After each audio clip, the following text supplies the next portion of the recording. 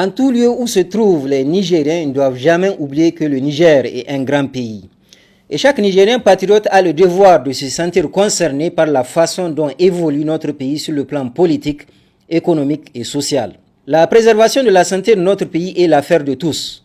Malheureusement, aujourd'hui, on n'a pas besoin de chercher des poux sur un crâne rasé pour comprendre que le Niger va mal, très mal même, particulièrement sur le plan moral. Les Nigériens dans leur globalité sont des gens qui sont fiers et qui détestent au plus haut point les voleurs.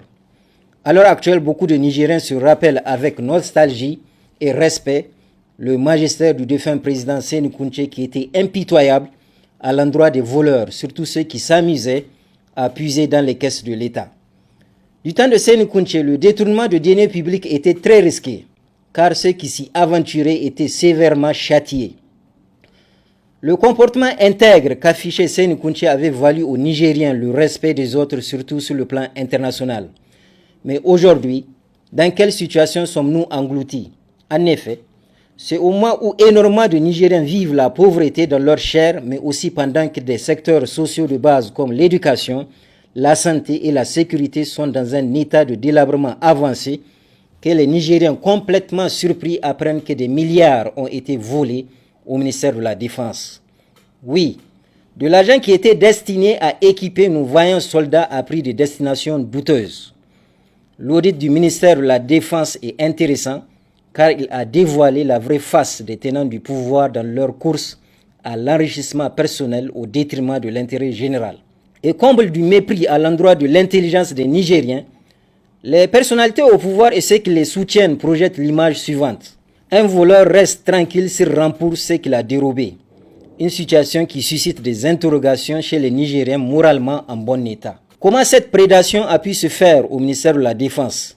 De quelle complicité les voleurs ont-ils bénéficié? Pourquoi le procureur de la République, si rapide à monter un dossier sur les bébés importés, tergiverse en ce qui concerne l'affaire du ministère de la Défense? Au-delà de toute analyse sur cet inqualifiable détournement dévoilé au ministère de la Défense, un point important qui est celui de la moralité qu'expose cette sale affaire mérite une grande attention. Quel exemple de morale les tenants du pouvoir sont-ils en train d'enseigner à la jeunesse nigérienne? En tout cas, au vu du vol commis au ministère de la Défense, l'exemple est catastrophique et négatif sur toute la ligne. Dès lors, que faut-il faire? Eh bien, un adage dit clairement, qui aime bien châtie bien.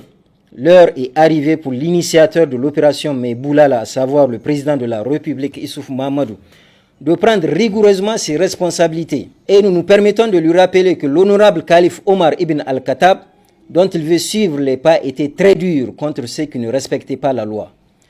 Le président Issoufou Mahamadou ne doit pas oublier qu'il a juré sur le Saint-Coran. Aussi, le devoir lui revient de châtier sévèrement avec l'aide de la justice tous ceux qui de près ou de loin ont trempé leurs mains malhonnêtes dans cette mafia du ministère de la Défense. Pour nous, il n'y a pas de voleur de première ou de seconde zone. Un voleur, c'est un voleur et il mérite le châtiment.